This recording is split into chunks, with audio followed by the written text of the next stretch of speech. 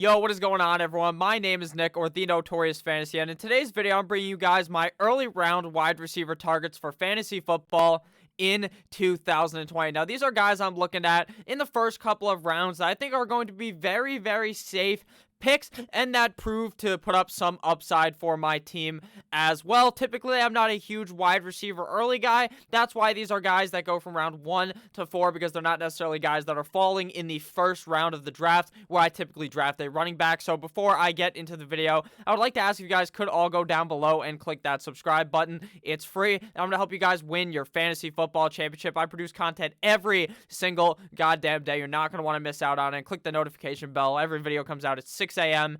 Eastern Standard Time. So let's get right into it. Fantasy football, early round wide receiver targets for fantasy football 2020. Also, check out my Twitter down below at NotoriousFNTSY. So let's get right into it. The first wide receiver to talk about here is Julio Jones, wide receiver of the Atlanta Falcons. Now, if you've been playing fantasy football for the last 5, 6, 7 years, Julio Jones has been the goddamn staple of fantasy football teams for at least the last 5 years. This guy proves to be a top 10 wide receiver every single year. He's not a guy that's really injury prone at all, and he's just a very, very safe pick on your guys' team. So last season in 2019, he did play some games without Matty Ice, wide receiver number 3 in 2019. 274.1 PPR points in 2019 in just 15 games. So he missed one game, but that doesn't necessarily make the guy injury prone. Missing one game, missing half the season every year might. Shout out to Dalvin Cook. So 99 receptions last season on 157 targets, 6 total tutties, 20th amongst wide receivers, 1,394 yards, second amongst wide receivers. So Julio Jones put up the great reception, almost 100 receptions last season. He's going to see similar targets, similar receptions this season. If he plays all 16 games, he should easily be above 100 receptions. He only scored 6 touchdowns, 20th amongst wide receivers, and that is going to be the biggest knock on Julio Jones. This guy seems to be allergic to the end zone. He gets close to the end zone, or he's in the end zone, and Matt Ryan just throws the ball 9 yards above him, or Julio just somehow drops it because he's just scared to score a touchdown. He's scared to score points for the Atlanta Falcons. But even with him only scoring 6 touchdowns, he still finishes as wide receiver number 3. So the touchdown total, while it could hit 10, I'd honestly assume it's probably around 5 to 7 touchdowns, because that's just where he seems to be falling the last couple of years. Now, obviously, the Atlanta Falcons believe in him because they went ahead and brought him and gave him that nice, juicy contract last season that he wanted.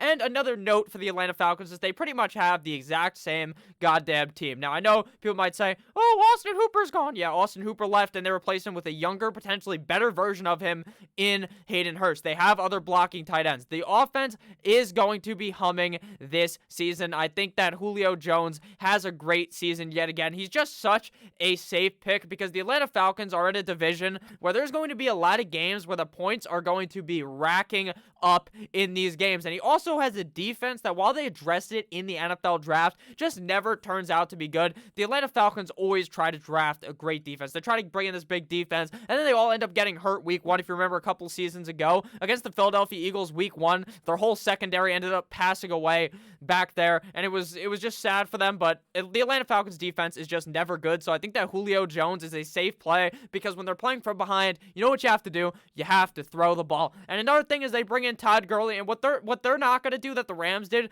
was put him on some type of load management, some type of a snap count. They're just going to run him out there until the guy passes away at the running back position. He's going to just jam the ball in there, and whether he dies week 5 or week 16, it doesn't matter to them because now they have a running back that can actually do something, because Devontae Freeman and Todd Gurley are pretty much the exact same guy. 2 injury-prone backs, just Todd Gurley is slightly better. So I love the Atlanta Falcons offense this year, and I think that Julio Jones should be able to maintain the success he's had for the past couple of years, and he's honestly falling into the second round of a lot of drafts just due to the fact that there's these sexy names. Obviously, Michael Thomas is the one, but you can argue Julio's the second best wide receiver in fantasy football. Guys like DeAndre Hopkins are getting drafted above him, Mr. Devontae Adams, as well as Tyreek Hill. So Julio Jones is typically a front of the second round pick, but obviously that's still some great value for a very, very safety net of a pick in Julio Jones. So the next wide receiver here to talk about is Mr. Kenny G. Kenny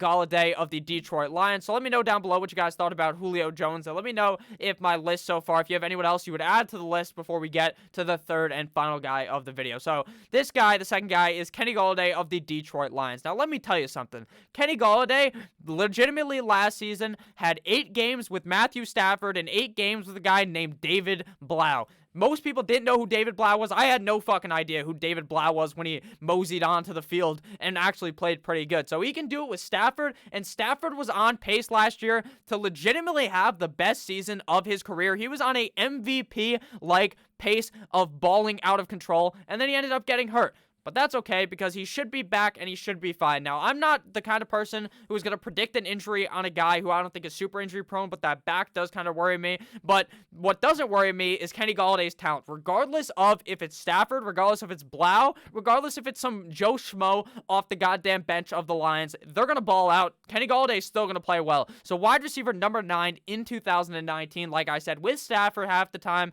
and with David Blau the other half of the time. 248 PPR points in 2019. He played all 16 games. He's not one of those kind of guys who you really worry about the injury concerns. 65 receptions on 116 targets. That's worrisome. The only reason why you would worry is because he's not going to be seeing as many receptions when Stafford's over there not in the game. He's sitting on the bench and some other guy's throwing him the ball. Another worry, some people might worry, oh, Marvin Jones might stay healthy, this, that, and the other thing. Marvin Jones is bound to miss 5 games. But regardless of that, I still love this Detroit Lions offense. I think that Kenny Golladay can eat whether Marvin Jones is on the field or not. And he typically benefits from having another great wide receiver out there. Because literally last year was like Kenny Golladay versus the world because Kerryon got hurt and Marvin Jones. So I think that Kenny Golladay is going to put up yet another amazing season. Last season, he had 11 total touchdowns, which is first amongst wide receivers. Now, that's not something I would necessarily predict to happen again, because predicting touchdowns isn't as impossible as it gets. Julio Jones is one of those guys that's tall as fuck. He has the build of a guy who's going to score you 12, 13 touchdowns in a season. He never does. Kenny Golladay, good build, scored you 11 touchdowns last year. So who knows what he will do in 2020, but I think he should be a safe pick overall. I could see him going from around 8 to 10 touchdowns this season. A bit of a regression, but I think his reception total will go up just due to the fact that if Stafford can stay healthy, he will be getting balls thrown to him that he can actually catch. So the final stat to talk about here for Kenny Golladay is 1,190 receiving yards, 6th amongst wide receivers. So he finished in the top 10 of the receiving yards and top 10 of the touchdowns. His reception total was kind of low for wide receivers, but his target number is high. A guy who's getting 100 plus targets are guys you want to target in your fantasy draft, and a guy who only caught 65 of 116 balls. There is a point where you see that and you should just be nutting in your pants, because you should be like, holy shit, he could catch even more next year just getting the same 116 targets. So that's why I love Kenny Golladay. He's a very, very safe pick and is on a team that, while might not be the most star-studded roster, I mean, Matt Patricia may be on the hot seat with his goddamn pencil in his ear, but at the end of the day, the Lions will end up having a good offense, just like they always do, because Matthew Stafford, the gunslinger, will carry them, or David Blau will carry them. Who really knows? But what I do know is that Kenny Golladay is a guy that I'm really, really, really growing to love this season. I loved him last season, and what he showed me was that he could be a top 10 talent again, and I think he has the potential to be a top 5 guy if Stafford stays healthy. If not, probably a top 12 guy for me. So the final wide receiver of the video is Mr. DJ Moore of the Carolina Panthers. Now, there are going to be those people that are worried, kind of like me. I am a bit worried about DJ Moore. He's the guy I'm most worried about out of this list, but I still think he's safe. Now, DJ Moore goes from having a bunch of garbage quarterbacks. Cam Newton really is a good quarterback, but he was pretty fucking garbage last year if you're watching the games. The guy was playing like Stevie Wonder in the pocket. He couldn't see anything, and he was just dying. It was like he was John Cena, you can't see me type of deal, but the defense can see him, and they're going to absolutely destroy him. So now Matt Rule comes in here, and they bring in Teddy Bridgewater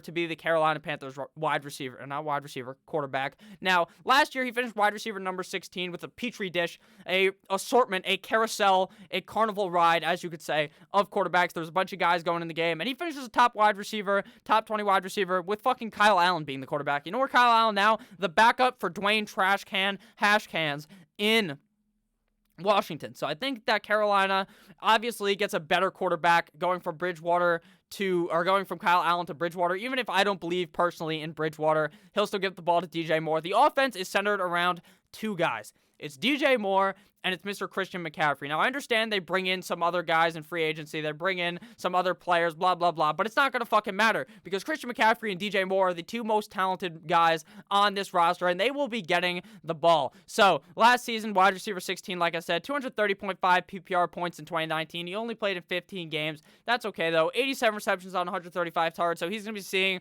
maybe even more targets this year that are better and easier to catch because of the fact that the quarterback play is going to be better.